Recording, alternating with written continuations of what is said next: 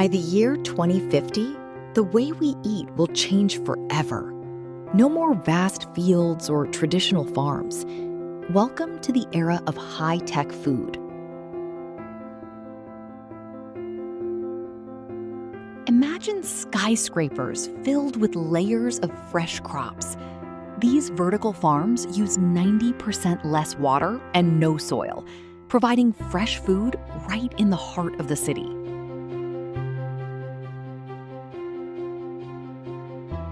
Meat without animals? Yes.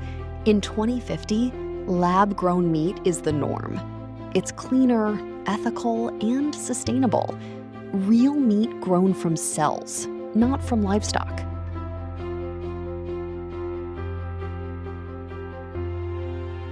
Is this a food revolution or a threat to nature? Would you eat meat grown in a lab?